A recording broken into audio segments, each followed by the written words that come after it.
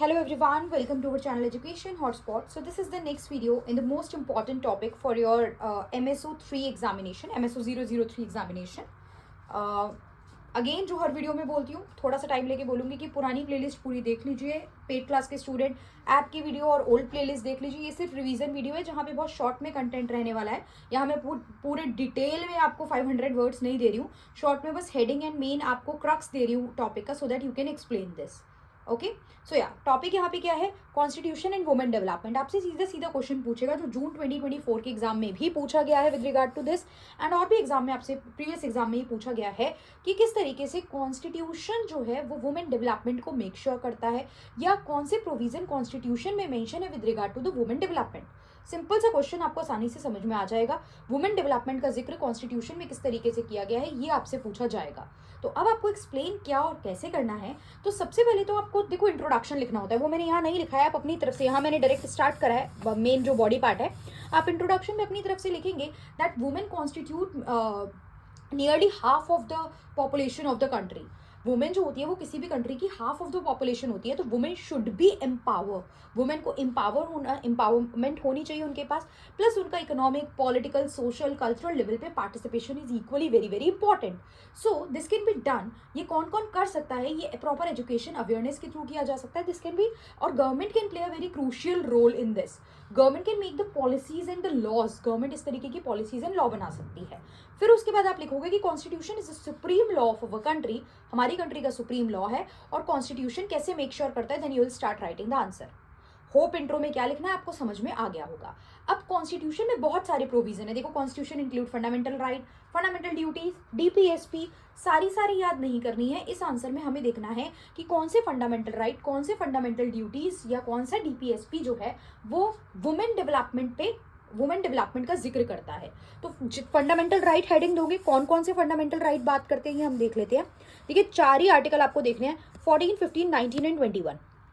इसके अलावा और कोई फंडामेंटल राइट 12 से 32 तक फंडामेंटल राइट है हमारे कॉन्स्टिट्यूशन में। आर्टिकल 12 से 32 तक याद नहीं करने हैं, जिसने पॉलिटी नहीं पढ़ी है, जिसका बैकग्राउंड नहीं है, वो ज़्यादा दिमाग लगाएंगे भी नहीं इस चीज़ों पे। बट ये जो आर्टिकल है ये क्या है ये आप लोग देखेंगे, और एक लाइन इनके बारे में, एक 2-4 लाइन आप एग्जाम में इजीली एक्सप्लेन कर सकते हैं। आर्टिकल 14 कहता है equality before law and equal protection of law for all. ये सबकी बात करता है, सबकी मतलब चाहे आप अपर क्लास हो, मिडिल क्लास हो, लोअर क्लास हो, मार्जिनलाइज सेक्शन हो, पुअर है, सबके लिए लॉ जो है वो इक्वालिटी रहेगी लॉ में। तो ऑब्वियस बात है वुमेन इसमें इंक्लूड होंगी। तो ये आर्टिकल भी वुमेन इक्वालिटी की बात करता है, वुमेन एम्पावरमेंट की। कहीं ना कहीं इसमें वुमेन का भी हमें, क्योंकि फॉर ऑल लिख दिया तो वुमेन भी इंक्लूडेड है। Article 15 prohibition of discrimination.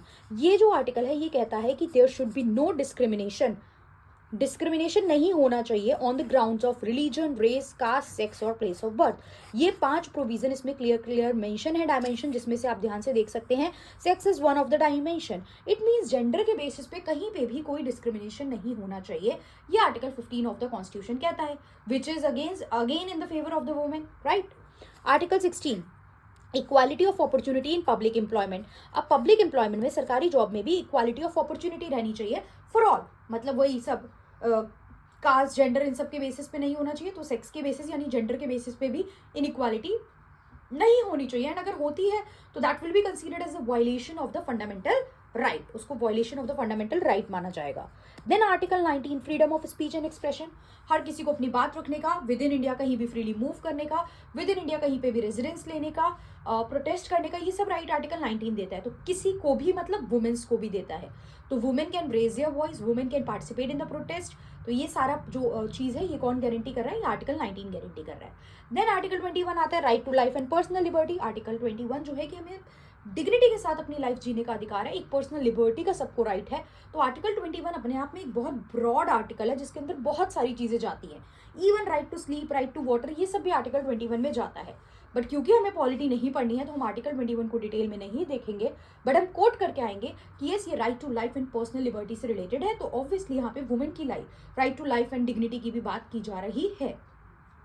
तो ये कुछ फंडामेंटल राइट थे। 14, 15 हमने देखा, 14, 15, 16, 19 एंड 21। ये फंडामेंटल राइट वुमेन एम्पावरमेंट की, वुमेन के डेवलपमेंट की बात करते हैं। फिर आते हैं डीपीएसपी, जैसे fundamental rights are the right that citizen can avail. Citizen जाके गवर्नमेंट के पास, सुप्रीम कोर्ट के पास, बेसिकली नॉट गवर्नमेंट के पास, सुप्रीम कोर्ट के पास जाके अगर कोई भी फंडामेंटल राइट वायलेट होता है तो citizen can claim for that. And DPSP जो होता है, डीपीएसपी होता है गवर्नमेंट के कुछ प्रिंसिपल्स की गवर्नमेंट को क्या क्या करना चाहिए, ये गवर्नमेंट के लिए गाइडलाइंस होती हैं, राइट। तो एक यहाँ पे हमारा जो आर्टिकल 39 है डीपीएसपी का, वो कहता है कि आपको प्रॉपर लाइवलीहुड प्रोवाइड करना है for both man and women. Basic नौकरी, एक कमाने का जरिया सबके पास होना चाहिए। And it is very important, equal pay for equal work. Male and female को सेम काम के लिए इक्वल पे मिलनी चाहिए, राइट। जनरली ऐसा देखा जाता है, मेल विल गेट मोर, क्योंकि मेल्स को माना जाता है they are the bread earner of the family. तो इसलिए ये प्रोविजन लिखा हुआ है कि गवर्नमेंट को मेक श्योर करना है कि equal pay for equal work यहाँ पे हमें देखने को मिले।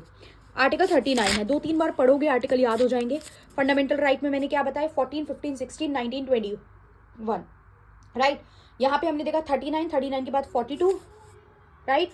Just and human working condition, मतलब मेटर्निटी रिलीफ, जैसे वुमेन को मेटर्निटी के टाइम पे मेटर्निटी बेनिफिट मिलना चाहिए, इसके लिए मेटर्निटी बेनिफिट एक्ट भी आया था 2017 में जाके, तो 13 में आया था, फिर 17 में अमेंड किया गया था। तो यहाँ पे क्या है कि मेटर्निटी के टाइम पे वुमेन को ज़रूरी है जॉब से रिलीफ का, तो मेटर्निटी बेनिफिट में बहुत सारे प्रोविजन है कि 6 मंथ की पेड लीव मिलेगी, फर्स्ट चाइल्ड में कितना गैप, सेकंड चाइल्ड में कितना लीव कंसेशन मिलेगा, ये सारी चीज़ें उसमें लिखी हुई हैं। वो हमें नहीं डिटेल में देखनी है, बट आप कोट करोगे कि मेटर्निटी रिलीफ की बात यहाँ पे की गई है। 44 कहता है यूनिफॉर्म सिविल कोड। अब यूनिफॉर्म सिविल कोड, सबके लिए बराबर कानून जो है, ये कैसे वुमेन डेवलपमेंट में रोल प्ले करेगा, तो इट विल मेक श्योर कि हर टाइप के जो लॉज हैं, सबके पर्सनल लॉ, सब लोग जो अलग अलग लॉ फॉलो कर रहे हैं, सब में जेंडर इक्वालिटी की बात हो। यूनिफॉर्म सिविल कोड अपने आप में बहुत डिटेल टॉपिक है, बट मुझे इस टॉपिक में उसके बारे में कोई जिक्र नहीं करना है। हमारा टॉपिक सिर्फ वुमेन डेवलपमेंट की बात करता है, तो हम यूनिफॉर्म सिविल कोड लिख के यही लिखेंगे कि by applying the uniform civil code we can make sure that जितने भी पर्सनल लॉ है, दैट एवरी पर्सनल लॉ जो है वो मेक श्योर करें जेंडर इक्वालिटी को। क्लियर। नेक्स्ट डीपीएसपी है 46, promotion of education and economic interest. आप वुमेन के लिए भी एजुकेशन एंड इकोनॉमिक इंटरेस्ट को प्रमोट करो कि उन्हें एजुकेशन मिल पाए, they can get the job. और वुमेन, और स्पेशली वो जो वीकर सेक्शन से आती हैं, राइट। फंडामेंटल राइट हो गए, डीपीएसपी हो गए। फिर ड्यूटीज भी हैं। अब बीइंग अ सिटीजन हमारी भी तो कुछ ड्यूटीज है ना, तो सिटीजन की ड्यूटी, आर्टिकल 51A जो है वो फंडामेंटल राइट की बात करता है।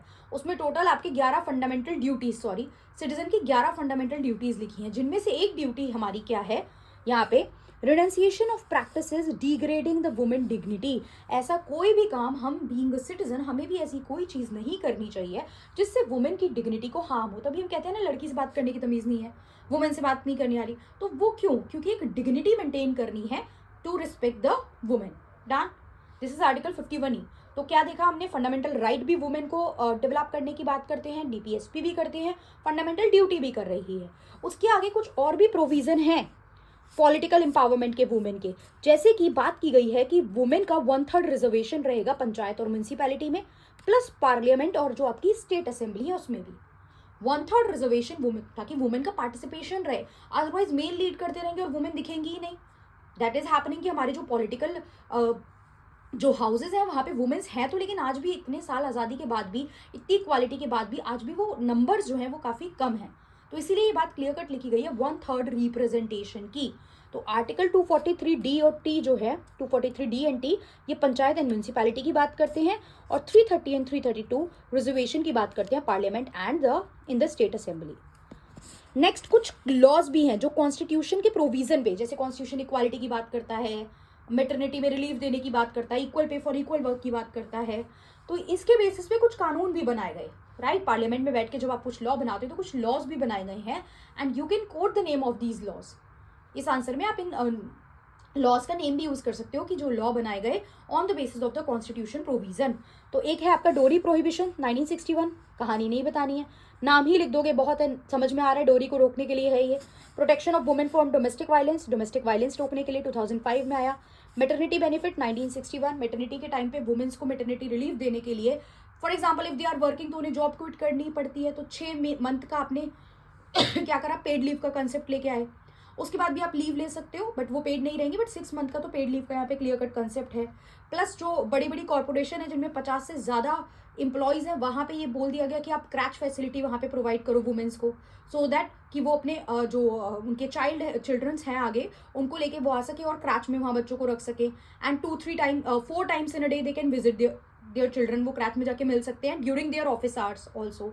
तो ये मैटरनिटी बेनिफिट एक्ट के बहुत सारे प्रोविजंस हैं, राइट। तो वुमेन के डेवलपमेंट के लिए किया जा रहा है ना, सो दैट वुमेन को घर ना बैठना पड़े इस चीज़ की वजह से। तो अगेन कहानी समझानी नहीं है, बस 1-2 लाइन आप इसके बारे में लिख सकते हैं। चाइल्ड मैरिज एक्ट लाया गया 2006 में, prohibition of child marriage act. तो ये सारी चीज़ें थी वुमेन डेवलपमेंट के लिए जो कॉन्स्टिट्यूशन जिक्र करता है। आप कंक्लूड कर सकते हो कि कॉन्स्टिट्यूशन एड्रेस करता है इनइक्वालिटीज अगेंस्ट वुमेन को, एंड एक ऐसा फ्रेमवर्क प्रोवाइड करने की कोशिश करता है जिससे कि वो वुमेन को डेवलप कर पाए और एम्पावर कर पाए। क्लियर। फिर आप ये भी इसमें अटैच कर सकते हो कि इस चीज़ को अचीव करने के लिए government should also be more active, government should also be participative. Women को खुद को एजुकेट और अवेयर करना बहुत ज़रूरी है, so that they can also demand for their right, so that वो अपने राइट के लिए भी डिमांड कर सके। So this is the answer. आसान है, 1-2 बार पढ़ोगे तो चीज़ें माइंड में रहेंगी, वरना क्या होगा ना, क्वेश्चन देख के समझ नहीं पाओगे कि इसको अप्रोच किस तरीके से करना और लिखना क्या क्या है। और थोड़ा फैक्चुअल है, देखा ना, फंडामेंटल राइट 14, 15, 16, 19, 20 बताना है, फिर डीपीएसपी में 39 बताना है, फिर 42, 44, 46 बताना था। फंडामेंटल ड्यूटी में लिखना था कि वुमेंस के लिए डिग्रेड नहीं करना है वुमेंस की डिग्निटी को। फिर आपको बताना था कि पंचायत म्यूनसिपैलिटी में सीट रिजर्व है 243 डी एंड टी, और 330 और 332 आर्टिकल्स जो है वो कहते हैं पार्लियामेंट एंड स्टेट असेंबली में सीट रिजर्व है। अगर ये वीडियो सुन लिया, उसके बाद वीडियो जब खत्म हो जाए, एक बार खुद को ये सारे पॉइंट बोल के बताओ, एंड सारी चीज़ें याद हो जाएंगी, and you will be able to write this in the examination. Okay, so that's all for this. Thank you everyone, see you in the next video.